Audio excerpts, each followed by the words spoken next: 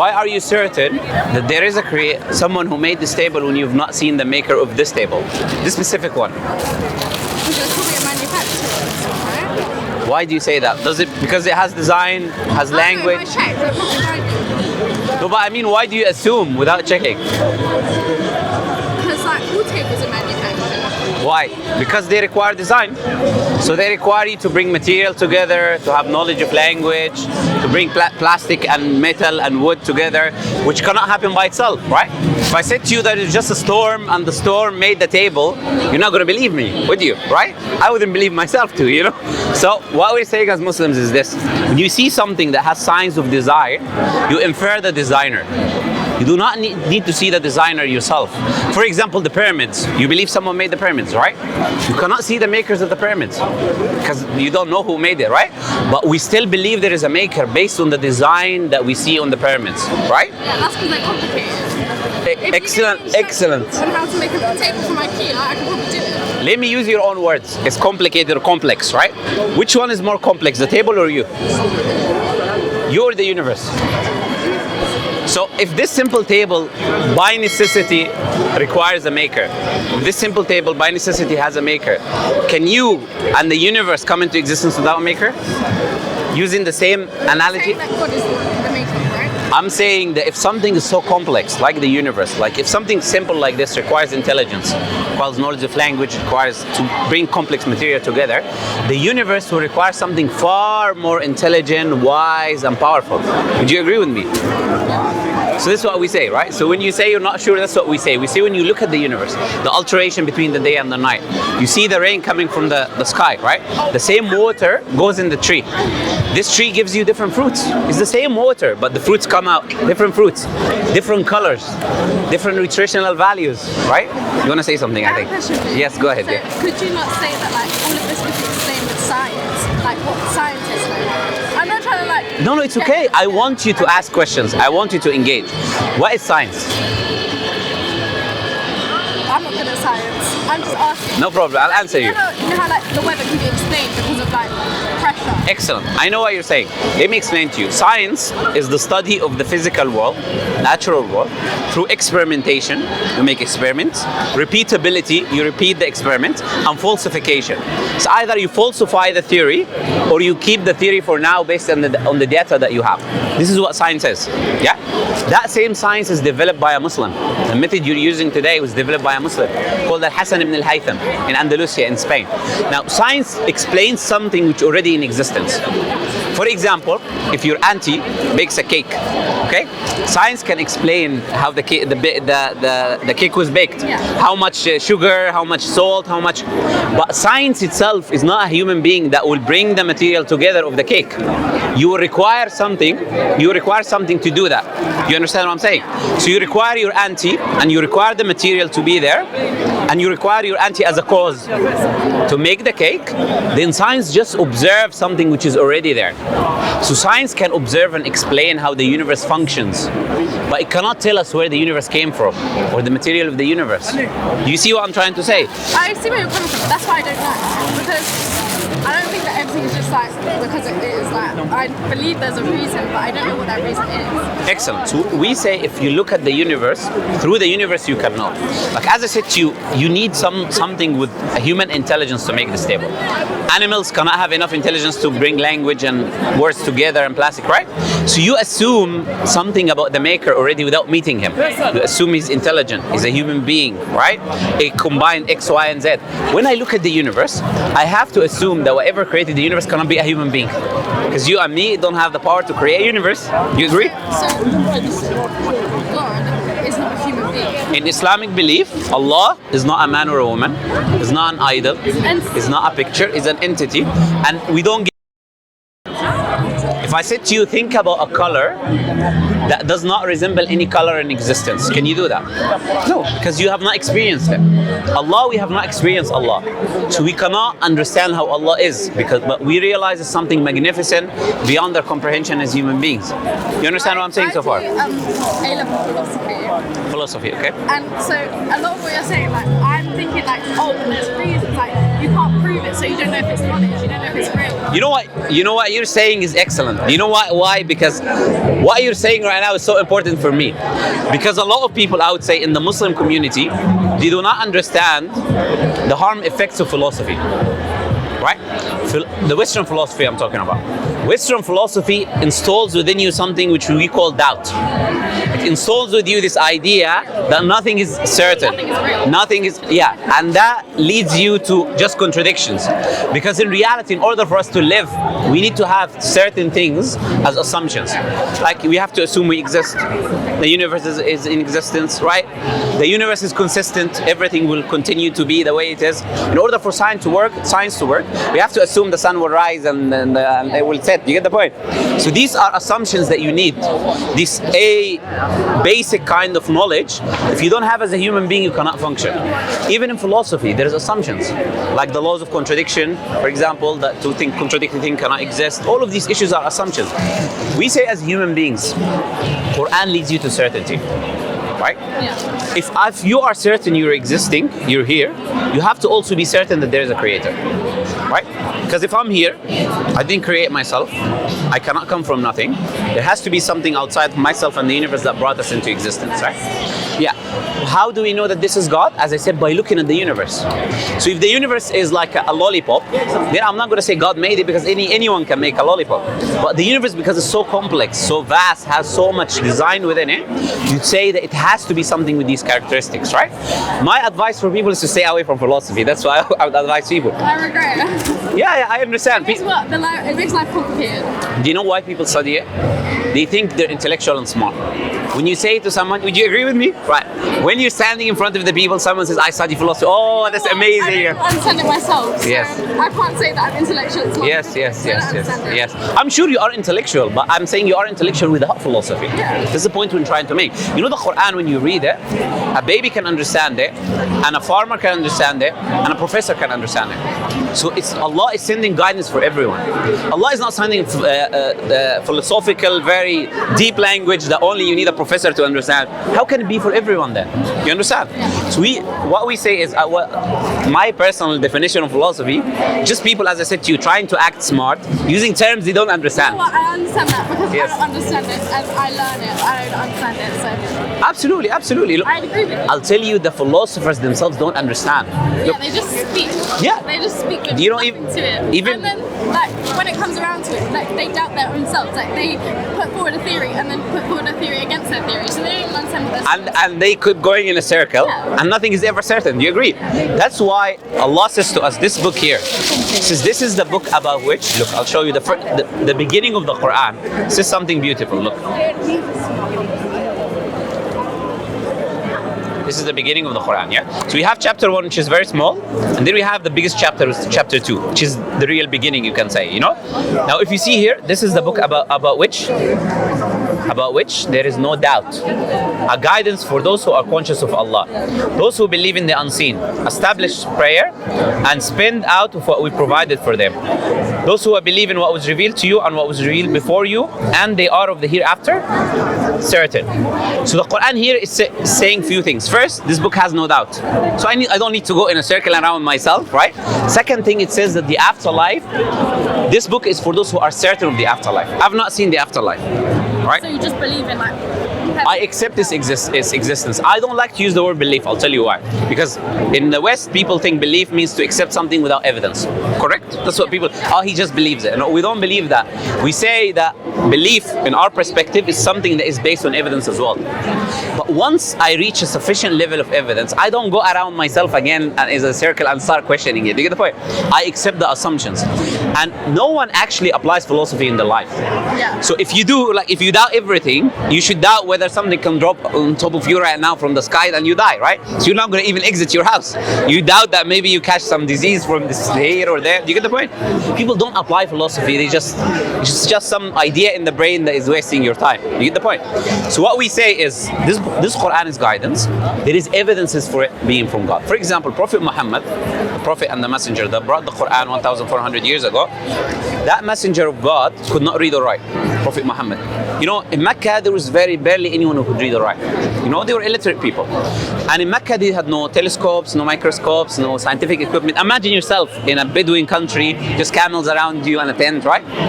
Now, what kind of information would he have in his mind 1,400 years? Just basic superstition. You know, so like people believe his horse is pulling the sun and there is a ball holding the earth. The Hindus used to believe that, you know? Superstitious beliefs, right? But look at the Quran and compare it to the reality today. You see that Prophet Muhammad 1,400 years ago is talking about things that we're observing today with our own eyes. Like we realize the universe is expanding. You know, the Hubble telescope, this mega telescope, in the late 1900s, we realized that the universe is expanding. The galaxies are moving away from each other. The fabric of space is shifting. It's called redshifting. It's shifting away and it's stretching. And that can only happen if the universe is expanding. So they said, you know what, the universe is expanding, and they got the Nobel Prize. But the Quran is mentioning that 1,400 years ago. The Quran is saying we created these heavens with power, and we are expanding it. Why is that important? Because if I made something, I know about it more than anyone else. So if this is from God, then God will tell us about the reality, and He knows about it more than anyone else. Do you agree? So Allah told us the universe is expanding. Quran talks about embryology, you know, the baby in the mother's womb, developing from stage by stage until it becomes a baby. Professor Keith Moore is a Christian. He's an embryologist. He said this book has to be from God. He has a microscope and he's looking at the process, and he sees the Quran is describing the same process 1,400 years ago. He says this book has to be from God.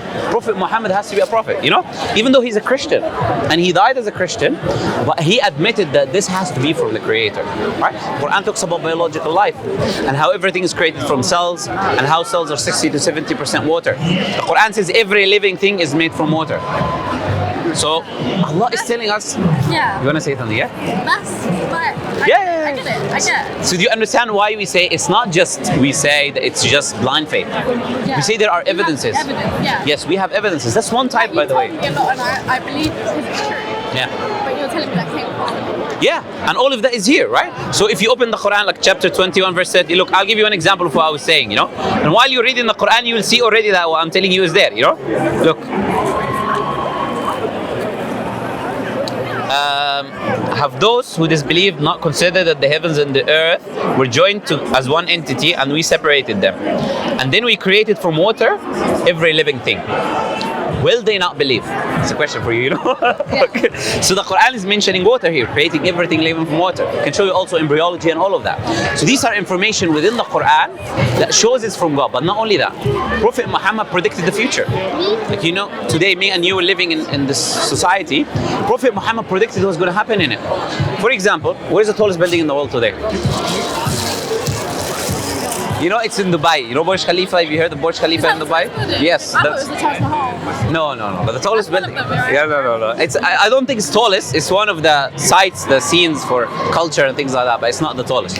So Burj Khalifa is 860 meters or something like that. It's the tallest one. So Prophet Muhammad said, you will see the barefoot Bedouin Arabs competing in building the tallest buildings. So he said about the Bedouin Arabs 1,400 years ago. You know, Dubai 50 years was a desert. Yeah. 50 years ago. And some of it, most of it still is. Yes. Do you know what the parts that changed? Why did they change? They found oil. They found oil. They sold it. And got rich. Yes. Prophet Muhammad said 1,400 years ago, the earth would be its treasures, and money would become abundant within you, Arabs. Could he have known that? Could he have possibly known? You know, even oil was not of value in the past. Yeah. Today, because of all of this technology, it's of value. Prophet Muhammad named the countries that Islam was spread to. He said Islam was spread to Egypt, Islam was spread to Pakistan, India, Islam was spread to Jordan, Yemen, Islam was spread to Syria, Islam was spread to Turkey, Constantinople. He named the countries, and he said to the Arabs, you will overcome the Roman and Persian Empire. My question to you, what's your name, by the way? Amy. Would you say to me, Amy, that a human being who's not a messenger of God could have known these issues? Especially someone who couldn't read or write 1,100 years. It's impossible, right? Yeah. So based on that, what we do is we hold certainty that this book has to be from God. That Prophet Muhammad is a messenger of God. And the information within this book is certain as well. Because I've proved the book is from God, therefore the information within the book is also from God, as long as it's preserved. And this is the thing about the Quran. It's completely preserved from A to Z. You know, Muslims memorize the full book. In Ramadan, which just a few months, 1 or 2 months ago, right? In Ramadan, we recite the whole Quran from memory. In the mosque, if you go to any mosque, they pray, they recite the whole Quran. Yeah, that's good. That's excellent. So let me ask you this, Amy. Based on what I said, what is stopping you from accepting Islam? What is stopping you from taking that step and joining? And leave the philosophy nonsense of doubt and this and that. What is really stopping you now? From what and maybe this is like a Western, like Christian kind of like belief, like what is supposed to protect you and like stop evil from getting to you, right? Or at least help you through it. And I've been through a lot in my life, and I just think that if God, Allah, anyone was real, I would have at least like got some comfort from it. I understand what you're saying. So this something in philosophy they talk about, they call the problem of evil. Yeah. Yeah, they say because there's evil in the world. Christianity as well. It's like Yeah. to disprove God. There's evil in the world. God isn't all loving, all powerful. I forgot. Well, I'll tell you something, Amy. I'll tell you something interesting. Yeah. We would say even if there is evil in the world, I will explain your point, but I want to say something before. Even if there was evil in the world, how does evil alone disprove the existence of a higher power? Let's assume. But if the higher power is supposed to be all of these things, then the higher power. I agree. It might debunk in a way a higher power that is all merciful or this or that. You get the point? But it does not deny existence of a higher power, right? So now let me answer from our perspective what we believe as Muslims. We say that Allah created us in this life for a reason. He's given us the Quran as a guidance. The Quran has morality, so it has the right and the wrong in the world. This life is then a test, whether you will choose to do good or you will choose to do evil. Now, in order for me to punish you, should I give you the choice to do good and evil or not? In order for me to test you, if I want to test you, Amy, should I give you two choices or can I give? If I give you one choice, is that a test? Know anything. Yeah. It's not tested. Yes. Yeah. So I have to give you two choices, right? And if Allah punishes, Allah says in the Quran, if we were to punish those who do evil. I haven't done anything wrong. No, not you. I'm not saying you. I'm saying those who do evil. Yeah. Allah is saying if we were to punish those who did evil before them doing the evil, then they would say we haven't done anything wrong. Do you get the point? Yeah. You see, if you were only sending us the messenger, we would do good. Do you get the point? So Allah is saying you have to allow them to also take the actions of doing good and evil in order for Allah to test them. So if this life is a test, Amy, if this life is a test, then you should have the choice to do good and evil. Do you agree? Right? So even you can do good, I can do good, but there will be people who will do evil. There will be people who will fail the test, and there will be people who will succeed in the test, right? So there has to be evil in the world. There has to be evil. In order for you and me to know what is good, we need to experience evil. Now imagine there was only evil in the world. Can you know what good is? No, right? So in order for you, Good point. do you see the point, You're right? making a very good point. So if we go to paradise, sister, in order for me to evaluate paradise and be happy, I need to understand first what suffering is, what bad is, so I can appreciate the blessing of being in paradise. You know, we're born with certain privileges. To expound on the example, we are born with privileges, me and you. We're born with a house, we're born with family, we're born with food in the fridge. We take these things for advantage. Do you agree? Because we had them from the beginning. If you always had good from the beginning, you will take it for advantage. But when Allah tests you and He gives you a little bit of difficulty, you appreciate the good things that He's given you as well. So Allah is saying in the Quran, makes sense, right? So Allah is saying in the Quran that He tests you with good and evil to see whether you will be thankful or not, right? Yeah. So Allah tests us in this life, and so we can come back to Him. If my life was always perfect, I'm never going to go to Allah and say thank you for giving me this and that, or call upon Him, help me when I'm in a bad situation. People remember God when they're in difficult situations. You get the point? So Allah sometimes makes that situation for you to remember. Sometimes Allah makes a difficulty in your life to raise your level in paradise, to remove the sins that you did. So we might do evil, so Allah gives us something hard in this life to take away the sins that we did. So the wife of the Prophet, she said, even the pinch that you have from, you see, small pinch, it moves from your sins. So Allah moves away the punishment. He doesn't punish you. He gives you these things in the life in order for you not to be punished in the afterlife. So does that make sense and answer your question? Yeah. Okay. Is there anything else that is stopping you from being Muslim? If not, then you should take the step, you know? I've never thought about it. I wasn't raised religious, any religion. I've never thought about it because I've been around people of different religions. I respect it, but it's never been something that's ingrained in my personal culture. So you've been around the people, but you didn't think of taking that choice of becoming Muslim, right? Do you know? I was never surrounded. I was surrounded by people with their individual beliefs. Yes. And I'm an individual person with my individual beliefs. And so I don't think it would cross over onto and it's not really like conversation. I understand. So everyone says just my opinion and that's it, right? Subjective views, right? We say the Quran is objective because it's from God, right? It unites the people. You and me and everyone. If we follow the Quran, we're following the same thing. You're not following me, and I'm not following you. We're both following the creator of the universe. If I make this phone, then I know about the phone the most, right? No one knows more about this phone more than me. So I give you a manual. Don't do this with it or do this with it. So it would make sense that the creator knows about me and you more than anyone else. That's why the Quran has the morality. But without that, you only have subjective morality, right? You don't have morality in reality. Just what you want to do, you just do. And what you want to leave, you leave, right? But Islam brings to us the objective morality. It unites the people with objectivity, right? So right now, do you know what a Muslim is? A Muslim is someone who believes there is a creator.